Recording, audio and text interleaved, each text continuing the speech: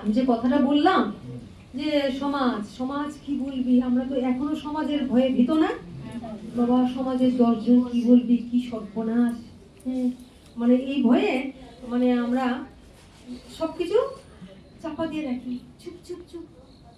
সত্যটাকে আমরা চাপা দিয়ে রাখি। সমাজ কি বলবি, সমাজে কি হবে, সমাজ কি করবে। সত্য যদি হয়, সত্যের জন্য সমাজ যদি বলে ঠিক আছে, কিন্তু যে জিনিসটা আমি দেখছি একটা সমাজে এমন একটা জিনিস, একটা প্রথা চলে আসছে, কিন্তু জিনিসটা ভালো না, মঙ্গল না। যেমন আগে যে ছিল সতীদাহ প্রথা, এটা কি ভালো ছিল? কত বৃদ্ধ বৃদ্ধাকে একটা লোকের সঙ্গে বিয়ে দেওয়া হতো, তারপরে মেয়েগুলিকেও তার অল্প বয়সে চিতার সঙ্গে ঝুল করতো। কিছু মেয়েরা যারা সেরকম ছিল অজ্ঞান, যারা স্বামীকে ভালোবাসতো, তারা গেছে তাই ঝাঁপ দিত। কিন্তু যারা অনেকে আছে বাঁচতে চাইতো, কাঁদতো, চিৎকার কাটতো, তাই না, তাদেরকেও টেনে স্টেপ ইয়েটি করে মানে মদ্যপান টান করিয়ে তাদের নেশাসক্ত করে, দেখেছি এরকম ভিডিও, তাদেরকে টেনে নিয়ে চিতায় স্বামীর সঙ্গে পুড়িয়ে জ্বালিয়ে দিত। তাহলে এগুলি যে আদৌ ভালো ছিল? কিন্তু এটাই তো সমাজের মধ্যে চলে আসছে। আচ্ছা বলো তো, এটা কে বন্ধ করেছিল? রাজা রামমোহন রায়। এটাকে বন্ধ করতে পেরেছিলেন সে সাধারণ মানুষ, সাধারণ মানুষের পর্যায়ে দাঁড়িয়েছে। আমাদের কাছে দেবতুল্য, দেবতুল্য, দেবতুল্য, দেবতার নাই, তাকেই তো আমরা প্রণাম্য করি। এবং তাদের জন্য মেয়েদের একটা জীবন ফিরে পেয়েছে, তারা বাঁচার একটা অধিকার পেয়েছে না। তাহলে সমাজের বিরুদ্ধে কারা যেতে পারলো? হ্যাঁ, এইবার সমাজ কি বললো, সমাজ কি বললো এই ভেবে যদি বসে থাকতো, কত কত মেয়েদের জীবন যেত।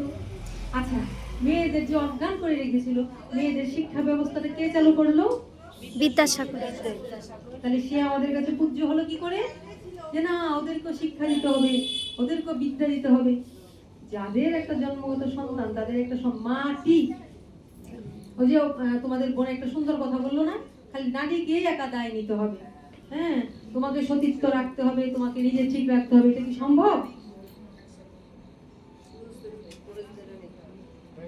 এখানে আরেকটা কথা শুনি, অনেক সময় অনেক ছেলেদের যারা ভক্তিবান, যারা ভক্তিপথে এসছে, তারা সেটাকে সুন্দর ভাবে দিবে, কিন্তু অনেক ছেলেদের গা জ্বালা করবে। সত্য কথা বলি, তারা অনেক সময় অনেক ভিডিওর মধ্যে অনেক কিছু বলে, অনেক ছেলেরই গা জ্বালা করবে। একটা সত্য কথা বলি, তারা নারীকে পদদলিত করে, তারা শিক্ষা দিতে চায় না, তারা বিদ্যা দিতে চায় না। সবসময় মনে করে নারীরা খালি আমার ভোগ্য বস্তু, তারা অন্ধকারে থাকুক, তারা যেন আলো দেখতে না পায়। কারণ নারী যদি আলো দেখতে পায়, তাহলে আলো সর্বত্র ছড়িয়ে দিবে। তারা শুধু ভোগ্য বস্তু মনে করে তাদের পাশে এমনি ভাবে রেখে দেয়। এই জিনিসটাকে, এই শিক্ষা ব্যবস্থাটা কে আনলেন? ঈশ্বরচন্দ্র বিদ্যাসাগর। তিনি ভাবলেন যে একটা নারী যদি শিক্ষিত হয়, তাহলে গোটা জাতি, গোটা পরিবার, গোটা জাতি শিক্ষিত হতে পারে। মা রূপে, মা মা বললে দেখো সর্বপ্রথম মা, সবার মা হয়ে যায়। আর ভোগ্য বস্তু হিসেবে তাকে একটা কি বানিয়ে কি সত্য বলে তারা ইউজ করে, দেখতে পেরেছো?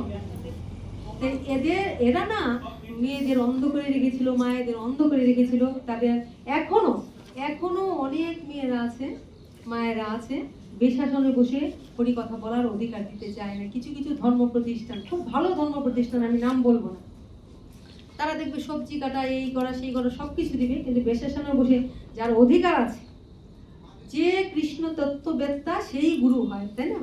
অথচ অনেক ক্ষেত্রে তারা গুরু স্থানীয় একজন মাকে বেশাসনে বসতে দেয় না। এটা কিসের জন্য? পুরুষ অভিমানে, পুরুষ অভিমানে, তাদের পুরুষত্ব ভাবে তাদের গায়ে ইয়ে লাগে। কিন্তু তারা যদি একটা নারীকে মা বলে মনে করতো, তারা কিন্তু অনায়াসে আসলে বসতে দিত। তো এইগুলি আমরা মুখোশগুলি ধরিয়ে দিলে না, তখন অনায়াসেই তাদের যে ভিতরে একটা রূপ আছে, কুৎসিত রূপ আছে, এটা বেরিয়ে আসবে। তাহলে এই জিনিসটা আমি কিন্তু আগেও বলছি, তোমাদের এখনো বলতে চাইছি, সমাজকে তারা দেখিয়ে দিতে পারে যাদের দিব্য চক্ষু আছে, গুরু কৃপায় যাদের দিব্য দৃষ্টি ফিরে পেয়েছে, তারা দেখিয়ে দিতে পারে যে কি হচ্ছে সমাজে। কিছু হওয়ার জন্য, ভালো কিছু হওয়ার জন্য যদি সমাজের কথাকে উল্টে দিতে হয়, আমি সেখানে দাঁড়াবো, দাঁড়িয়ে আমি সমাজের মুখে দেখিয়ে দিব, দেখো কি হচ্ছে।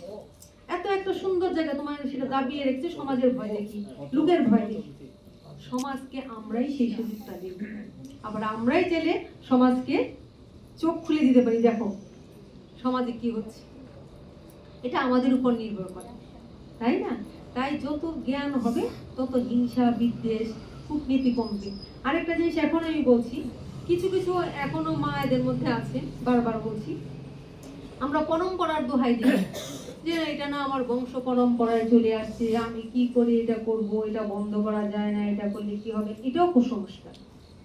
তুমি যদি দেখো, তুমি যদি বিশ্বাসই করো, তুমি যদি মানোই, তাহলে কুসংস্কারে যাচ্ছ কেন যে আমার একটা পরম্পরায় ছিল, এটা আমাকে এইভাবেই টানতে হবে। তাহলে তুমি গুরু রূপে বরণ করো কেন? গুরুকে যখন বলছি, গুরু সাক্ষাৎ পরম ব্রহ্ম, গুরু রূপে কৃষ্ণ কৃপা করেন ভক্তগণে। যখন বলছি গুরু মুখ পদ্ম বাক্য চিত্তেতে করিও ঐক্য, আর না করিও মনে আসে। মুখে বলছি কিন্তু কাজের বেলায় আমি কি করছি, ওইটাকে টানছি। তাহলে তুমি এদিকেও কিছু টানছো, ওইদিকে কিছু টানছো, আসল জায়গা থেকে নড়ে যাচ্ছে। এগুলি আমাকে বুঝতে হবে। যখন তুমি গুরু রূপে কাউকে বরণ করলে, আগে বিচার করো, আগে জানো, আগে বুঝো, কিন্তু যখন বিচার করলে তখন তোমাকে কিন্তু এইগুলি সংস্কার মুক্ত হইতে হবে। কি মুক্ত হতে হবে? কুসংস্কার মুক্ত। এটা একটা কুসংস্কার। কুসংস্কারের দোহাই দিয়ে এই করে, যদি তুমি মানছো তো ঠিকভাবে মানো, আর যদি না মানো তাহলে বলো যে না আমি আমার মতো স্বেচ্ছাচারীভাবে চলবো।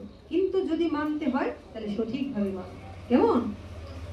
এবং একাই যথেষ্ট, তুমি একাই, কারণ তোমার মধ্যেও চৈতন্য আছে, আমার মধ্যেও চৈতন্য আছে। আর চৈতন্য যখন আছে, তুমি যদি একা দাঁড়িয়ে ওঠো, পুরো আমার ফ্যামিলি ঠিক করে দিতে পারি, তাই তো? কুসংস্কারকে টেনো না। সংস্কার, কুসংস্কার মুক্ত হয়ে জ্ঞানের আলো দিয়ে সবাইকে আলো জ্বালিয়ে দিতে হবে। একটা বাতি ডিপ ডিপ করে জ্বলছে গুরুর কাছে, গুরুর কাছে যখন একটা বাতি জ্বলছে, আমরা তাদের কাছে যাই কেন? শিক্ষা নিতে যাই কেন? কারণ ওখানে আলো জ্বলছে। ওই আলোর থেকে আমাদের বাতিগুলি যে নিভে নিভে যাচ্ছে, নিবু নিবু হয়েছে, কারো নিভে গেছে, ওই আলোটা ওখানেও জ্বালিয়ে আমাদেরও এত এত আলো যদি সবার মধ্যে জ্বলে ওঠে, তাহলে আলোয় আলোকিত। আমরা আর বলবো না না সূর্য ওঠেনি, অন্ধকার হয়েছে লেখা। আচ্ছা, তাহলে দেখছি, হ্যাঁ, যে সমাজ নয়, সমাজের সব কথাকে অন্ধের মতন মানা যাবে না। যেটা সবার জন্য মঙ্গল, যা করলে আমাদের বিশ্ব কল্যাণ হবে, সমাজের কল্যাণ হবে, জাতির কল্যাণ হবে, সেটা আমরা সমাজকেও প্রয়োজন লাগলে উপেক্ষা করব। সত্যের জয় দিয়ে, সত্যের ধ্বনি দিয়ে সামনে এগোবো। জয় নিতাই গৌর।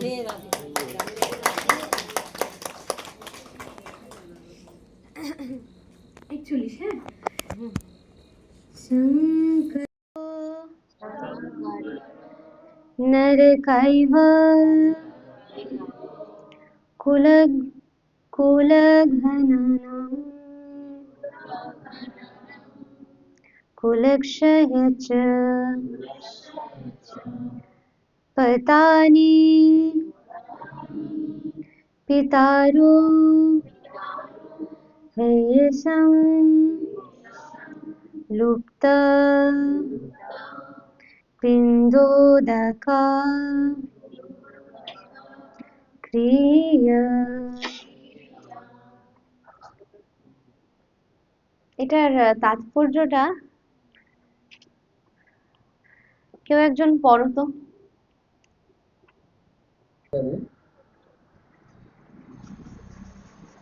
কর্মকাণ্ডের বিধি অনুসারে পিতৃপুরুষের আত্মাদের প্রতি পিণ্ডদান ও জল উৎসর্গ করা প্রয়োজন। এই উৎসর্গ সম্পূর্ণ করা হয় বিষ্ণুকে পুজো করার মাধ্যমে। কারণ বিষ্ণুকে উৎসর্গকৃত প্রসাদ সেবন করার ফলে সমস্ত পাপ থেকে মুক্তি লাভ হয়। অনেক সময় পিতৃপুরুষদের বিভিন্ন পাপের ফল ভোগ করতে হয় এবং অনেক সময় তাদের কেউ কেউ জড়দেহ পর্যন্ত ধারণ করতে পারে না, সূক্ষ্ম দেহে প্রেতাত্মা রূপে থাকতে বাধ্য হয়। যখন বংশের কেউ তার পিতৃপুরুষদের ভগবত প্রসাদ উৎসর্গপূর্বক পিণ্ডদান করে, তখন তাদের আত্মা ভূতের জীবন অথবা অন্যান্য দুঃখময় জীবন থেকে মুক্ত হয়ে শান্তি লাভ করে।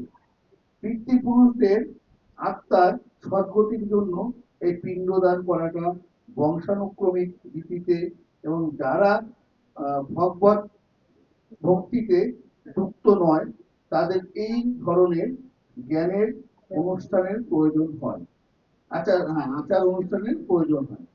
তবে তারা ভক্তিযোগ সাধন করেন, তাদের এই ধরনের অনুষ্ঠান করার প্রয়োজন নেই। তারা কেবলমাত্র ভক্তিযোগ সাধন করার মাধ্যমে শত সহস্র পূর্বপুরুষকে উদ্ধার করতে পারে।